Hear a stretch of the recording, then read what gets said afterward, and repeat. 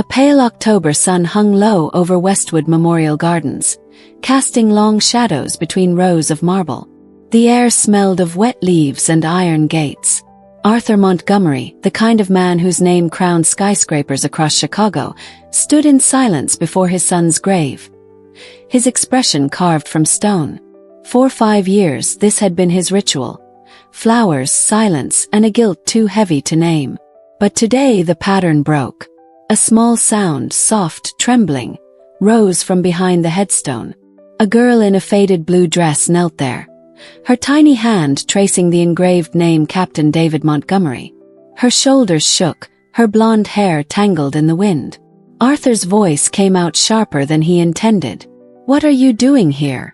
The girl startled, looking up with tear-streaked cheeks and eyes. Blue, piercing, achingly familiar. She clutched a small wooden bird, then bolted toward the trees without a word. Arthur froze. Something in those eyes stopped his breath. Who was she? And why did she cry for the son he'd already lost once? Subscribe to Canada's Heartfelt Tales for more stories that remind us, no truth stays buried forever. The next morning, the sky over Toronto was the color of steel. A light mist crawled across the city as Arthur Montgomery's Rolls-Royce rolled through quiet streets toward his mansion overlooking the lake. Inside the car, the air was heavy. He hadn't slept. The face of that small girl, those eyes, followed him into every thought like a ghost that refused to fade. He entered the mansion. The marble floors glistened, every painting perfectly aligned. It was a palace without warmth. Robert, his driver, waited by the door. "Will you need the car again today, sir?" Arthur hesitated. "No, not until I find out who she is." He walked to his study, the only room that felt alive. The girl's wooden bird lay on the desk where he had left it. Its paint was chipped, the edges smooth from small hands. Something about it unsettled him deeply. He pressed the intercom. "Call Marcus Thorne." Marcus was his private investigator, the kind of man who never asked why. Within minutes, Marcus's calm voice filled the line. "Sir, I need you to find a child. Blonde hair, blue eyes, around 10. Her name might be Emily. She was crying at my son's grave yesterday." There was a pause. Marcus's tone shifted. "At David's grave?" "Yes," Arthur said quietly. "And she dropped something. A toy bird." Marcus exhaled. "Understood. I'll start now." When the call ended, Arthur stood by the window, staring at the city he had built. His reflection stared back. A man who could buy anything except peace. By nightfall, Marcus called again. "I found something. A former maid named Susan Miller. She left your service 5 years ago, about 6 months after Captain Montgomery's death." Arthur turned slowly. "Does she have a daughter?" "Yes, sir. 10 years old. Name's Emily. They're living on the south side, in a condemned building. Barely standing." Arthur's hand tightened on the receiver. "Send me the address." "Sir, it's not safe." "Let me send a. I'll go myself." The next morning, the Rolls-Royce cut through a part of Toronto Arthur hadn't seen in decades.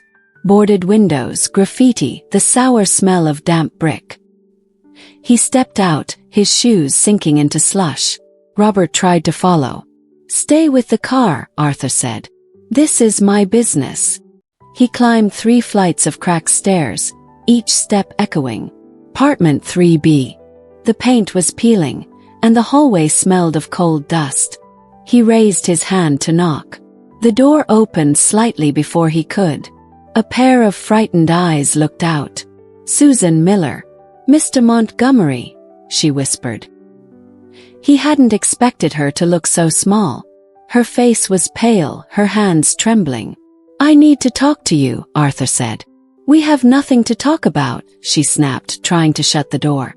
A small voice came from inside. "Mom, who's there?" The door swung wider, and Arthur saw her.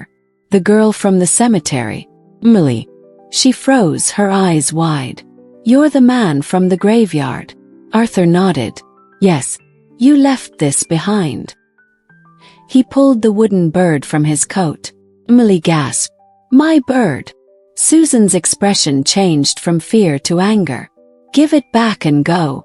Arthur looked at her. Why was she crying at my son's grave? Susan's lips pressed tight. That's none of your concern. I think it is, Arthur said softly. Because my son's name is carved on that stone, and your daughter knew it. For a moment no one moved. Then Susan whispered, You barely knew him. Arthur's chest tightened. You don't get to say that. I do, she said, her voice trembling. Because I was there when he needed someone. I was there when he said you'd never understand. Emily looked between them, confused. Mom, what's happening? Susan turned to her. Pack your things. Arthur stepped forward. No. You're not running again. Susan glared. You can't stop us. I can't, Arthur said. But I can help. Help, she laughed bitterly. You ruin everything you touch. Even your own son. The words hit him harder than any blow. He stood frozen as she slammed the door shut. He stood there in the dim hallway, listening to the muffled sound of Susan's sobs on the other side. For the first time in his life, Arthur Montgomery didn't know what to do. Days passed. The mansion was silent except for the ticking of the grandfather clock. Arthur sat at his desk, surrounded by files Marcus had delivered. Employment records, birth certificates, photos. And there, among them, one paper made his hand tremble. Father, Captain David Montgomery. Mother, Susan Miller. Child, Emily Rose Miller. His breath caught. The ink blurred as tears filled his eyes. His son had a daughter. His granddaughter. He opened the box of his son's old belongings. Letters, medals, and a leather-bound journal. The first page was written in David's clear handwriting. She works in the library at night. She wants to be a nurse. She sees people, not status. Think I love her. Arthur read until dawn. Each page peeled away the image of the obedient heir he'd imagined. David had loved this woman. He had loved that child before she was born. And Arthur had driven them away. He returned to the south side that afternoon. The building was empty. Dust floated in the air where their furniture had been. Gone, Marcus said quietly behind him. They left the night you came. Arthur looked at the window. A small handprint smudged the glass. He reached out and pressed his palm against it. Find them. A week later, Marcus burst into the study. Sir, they're in Holton, small town near Hamilton. Living with her half-sister. Do you want me to call the police? Arthur looked up slowly. No, not this time. He folded a check inside an envelope. This is from David's trust. His money, not mine. Marcus frowned. You're giving it away. I'm returning it, Arthur said. The drive to Holton felt endless. The fields were bare, the road wet with melting snow. When they arrived, the town looked like something out of another time. Quiet, modest, real. Arthur stepped out, heart pounding. He walked up the cracked path toward a small white house. His knock echoed. The door opened a few inches. A woman with sharp eyes peered out. Clara, Susan's sister. You shouldn't be here, she hissed. Arthur's voice was steady. I'm not here to take anything. I only want to see them. You've done enough, she said, about to close the door. A soft voice from inside. It's him, isn't it? Susan appeared, her face pale, her hands twisting a dish towel. What do you want? Arthur held out the envelope. For Emily. From her father. Susan froze. He's gone. I know. But his love isn't. She stared at him, her lip trembling. And what about your guilt? Is that what this is? Arthur shook his head. This is me trying to be better. A small figure appeared in the hallway. Emily. She looked at him shyly. Hi, she whispered. Arthur smiled. Hi, sweetheart. Susan turned sharply. Emily, go to your room. But Emily didn't move. She looked at Arthur's hand. Did you bring my bird? He nodded, pulling it from his pocket. The chipped white dove gleamed faintly in the light. She ran forward, snatching it up. "Thank you." Susan covered her mouth. The emotion on her face cracked. "Stop," she whispered. "Please just stop." Arthur's voice was quiet. "I read David's journal. He wanted to protect you. Both of you. From me." Susan's shoulders sagged. "He was right." "I know," Arthur said softly. "But I'm not that man anymore." The silence stretched until Clara spoke. "You're making a scene, both of you. Come in before the neighbors call the cops." Inside, the room was small but warm. The air smelled of coffee and soap. Emily climbed onto the couch, clutching her bird. Arthur sat awkwardly, his large hands folded in his lap. Susan stood near the wall, watching him. He looked up at David's photo above the mantel. "He loved you," Arthur said. "He was proud of you. He wrote that you gave him peace." Susan's tears fell silently. "He wanted you to see him for who he was, not what you expected." Arthur nodded. "I was too blind to see any of it." Emily tugged at her mother's sleeve. "Mom, he's crying."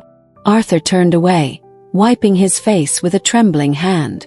"I'm sorry," he said quietly. "For everything." Susan hesitated, then walked to the porch, opening the door. The winter air rushed in. She looked back. "Come outside." They stepped into the yard. Snow began to fall, tiny flakes swirling through the pale light. Arthur's voice broke the silence. "I built towers across this country, but none of them matter. All I ever wanted was family." Susan looked at him. "You can't buy that." "I know," he said. "But maybe I can earn it." Over the next weeks, Arthur kept his word. He arranged a scholarship for Susan's nursing studies. He paid for the house's repairs but never stepped inside without being invited. He started volunteering at the veterans clinic his son had once supported. The staff didn't know who he was at first. He didn't correct them. One afternoon, Emily ran through the door of the clinic, laughing, holding a new drawing. "Grandpa, look," she shouted. Arthur looked up, startled. "What did you call me?" He grinned. "Grandpa. Mom says it's okay now." Susan stood behind her, smiling faintly. "You earned it," she said. For the first time in decades, Arthur laughed, full, deep, and real. But every story demands balance, and some ghosts don't rest easily. Months later, the Montgomery board attempted to push Arthur out, claiming he'd lost focus. The same executives who once bowed to him now whispered behind his back. The empire he'd built had turned cold. When the meeting came, Arthur stood before them, no longer the untouchable billionaire, but something far more dangerous, a man with nothing left to prove. "You think power is measured in towers and stocks," he said. "But real wealth is measured in what you leave behind. And I've found mine." He handed them his resignation. "Enjoy your kingdom. It's hollow." As he walked out, the chairman, once his fiercest rival, called after him, "You'll regret this, Montgomery." Arthur didn't turn. "I already did. For half my life." Spring arrived in Holton. At the cemetery on the hill, the grass grew green again. Arthur stood with Susan and Emily before David's stone. Emily knelt, setting the wooden bird beside the flowers. "Hi, Daddy," she whispered. "I found Grandpa. He's okay now." Arthur placed his hand on her shoulder. The air was still, the lake shimmering in the distance. For the first time since David's death, the silence felt peaceful, not empty, just full of memory. Far away, in a sleek downtown office, the executives who had betrayed Arthur were exposed in a federal investigation for fraud. Their fall was swift, public, and humiliating. Newspapers called it the Montgomery Reckoning. Robert showed him the headline one morning. Arthur only smiled. "Some debts pay themselves," he said quietly. Susan chuckled. "Karma doesn't miss." Emily tugged at his sleeve. "Can we visit Daddy again today?"